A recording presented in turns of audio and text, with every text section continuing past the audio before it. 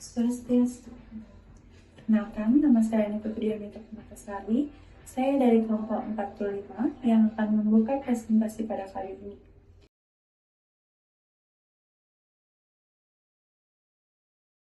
Dalam skenario 2, kasus Nyonya H, 35 tahun, hamil 12 minggu, dirawat karena vertigo berat, memiliki riwayat diabetes, hipertensi, dan gangguan menelan. Dokter meresepkan obat yang berpotensi interaksi negatif, namun farmasi tetap memberikan tanpa memastikan ulang. Perawat juga memberikan obat tanpa instruksi yang jelas karena dokter sudah berganti shift. Nutrisionis tidak tahu pasien juga sulit menelan dan tetap memberikan diet standar. Akibatnya, kondisi pasien tidak membaik dan keluarga kecewa karena informasi dari tenaga medis tidak konsisten. Dalam skenario 2, kasus Nyonya H, 35 tahun, hamil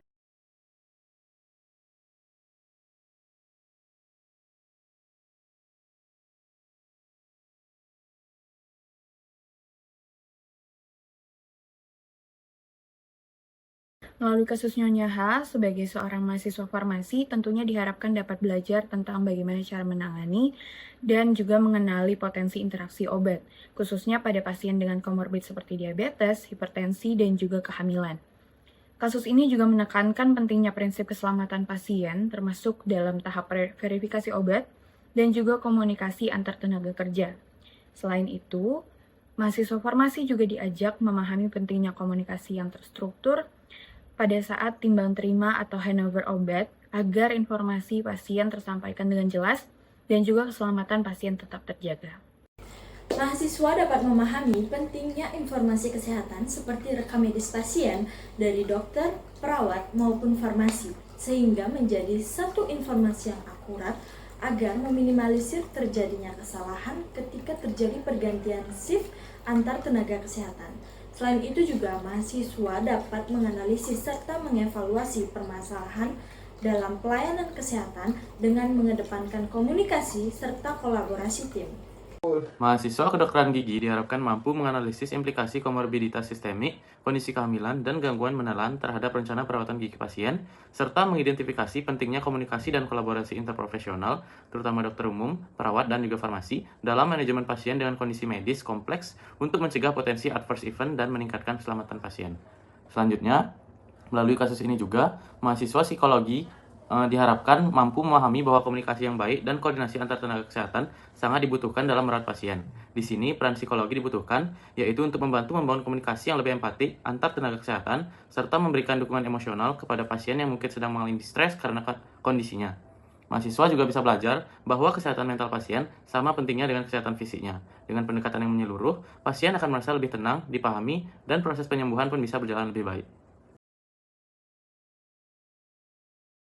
Dampak interaksi negatif dari obat yang pertama ada adverse drug reaction atau ADR, merupakan suatu respon dari tubuh terhadap suatu obat yang merugikan dan biasanya terjadi pada dosis ketika digunakan pada manusia untuk pencegahan, diagnosis, terapi penyakit, atau untuk modifikasi fungsi fisiologis. Penyebab dari ADR salah satunya adalah interaksi obat, kemudian bisa juga karena kelalaian dari tenaga kesehatan yang sering tidak menyadari risiko klinis dari kombinasi dari obat-obatan tertentu. Interaksi negatif dari obat dapat dibagi menjadi 3, yaitu minor, moderate, dan juga major, yang dimana major adalah yang dapat mengancam dari nyawa.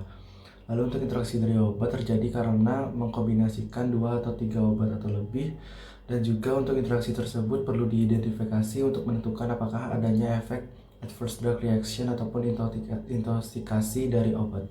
Sekian, terima kasih. Prosedur pertama yang dapat dilakukan adalah meningkatkan kejelasan dan juga kelengkapan informasi, di mana di sini dapat menggunakan teknik komunikasi SBAR, di mana ada situation, sampaikan bagaimana situasi atau kondisi pasien saat ini. Kemudian ada background, kita sampaikan bagaimana riwayat medis terkait dengan kondisi pasien saat ini. Kemudian ada assessment, menyampaikan temuan penting yang kita dapatkan saat melakukan pengkajian. Kemudian ada recommendation, di sini perawat atau tenaga kesehatan dapat menyarankan tindakan yang perlu diambil sesuai dengan kondisi pasien saat ini. Baik, saya izin untuk melanjutkan. Sebelumnya perkenalkan, saya Peruska. Jadi selain dengan situation, background assessment, dan recommendation, prosedur efektif untuk mencegah kejadian serupa dan memastikan keselamatan pasien selama pergantian shift itu adalah dengan meningkatkan keselamatan pasien yang efektif melalui komunikasi terstruktur. Jadi apabila memiliki komunikasi terstruktur, maka akan memungkinkan tenaga kesehatan berikutnya untuk mengikuti perkembangan pasien dengan baik dan melanjutkan tindakan yang tepat sesuai dengan kondisi terkini pasien. Dan juga meningkatkan efektivitas kerja tim kesehatan, karena hal ini juga memudahkan supervisi dan juga evaluasi oleh kepala ruangan untuk memastikan budaya komunikasi efektif yang mendukung keselamatan pasien. Jawaban yang berbeda-beda ini bisa didasari karena kurangnya koordinasi dan komunikasi antar tenaga kesehatan, dan implikasinya berhubungan dengan kepercayaan pasien, di mana kepercayaan pasien di sini berarti keyakinan mereka bahwa petugas kesehatan akan bertindak demi penanganan dan perawatan medis yang tepat bagi mereka. Kepercayaan pasien berkorelasi langsung dengan kepuasan, loyalitas, komunikasi dari mulut ke mulut, dan persepsi terhadap kualitas layanan kesehatan. Masalah pada skenario menunjukkan terjadi kegagalan komunikasi dalam kolaborasi interprofesional. Upaya yang dapat dilakukan adalah pertama, membentuk kepemimpinan transformasional yang dapat mendukung sejauh mana anggota melibatkan diri dalam komunikasi dua arah. Kemudian salah satu tanda kurangnya komunikasi antar profesi adalah masih digunakannya catatan yang terpisah antar anggota profesi. Maka dari itu, catatan perkembangan pasien terintegrasi dibentuk sebagai dokumentasi antar profesi pemberi asuhan keperawatan mengenai perkembangan pasien yang terintegrasi dalam rekam medis pasien. Untuk menciptakan komunikasi dan kerjasama yang baik, diperlukan penegasan standar operasional prosedur atau SOP, di mana tujuannya sebagai standarisasi untuk mengurangi tingkat kesalahan dan juga kelalaian. Selain itu, kualitas sistem informasi manajemen rumah sakit atau SIMRS juga diperlukan dalam meningkatkan mutu pelayanan kesehatan. Dengan SIMRS, data lebih terintegrasi dan mempermudah proses administrasi serta pengelolaan data lainnya di rumah sakit menjadi lebih efisien. Ketidakakuratan informasi dapat menimbulkan dampak yang serius pada pasien, yang mana hampir 70% kejadian sentinel atau kejadian yang dapat menimbulkan kematian ataupun cedera yang serius pada pasien di rumah sakit disebabkan oleh buruknya komunikasi. Kegagalan komunikasi dan juga koordinasi antar tenaga kesehatan itu secara signifikan mempengaruhi keselamatan dan juga kualitas perawatan pasien, yang dimana dalam kasus Nyonya H itu mengalami perburukan akibat miskomunikasi antara dokter, farmasi, perawat, dan juga nutrisionis. Komunikasi yang tidak efektif, khususnya pada proses serah terima dan juga kolaborasi antar profesi, itu menjadi penyebab utama dari insiden keselamatan pasien seperti kesalahan pemberian obat dan juga ketidaktetapatan dalam tindakan medis.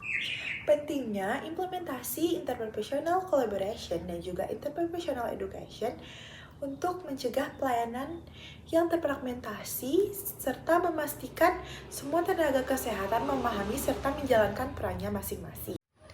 Selain itu, komunikasi yang kurang efektif antar profesi juga berpengaruh terhadap psikologis pasien selama masa perawatan. Salah satunya yakni adalah ketidaknyamanan yang dialami oleh pasien, karena mereka tidak mendapatkan informasi yang benar dan jelas mengenai kondisi dan tindakan medis yang mereka jalani. Pasien juga merasa cemas, bingung, tidak aman, stres, dan bahkan kehilangan kepercayaan terhadap pelayanan kesehatan modern saat ini.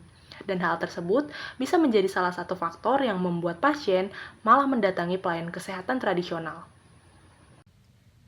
Adapun solusi yang dapat kami berikan adalah metode SBAR.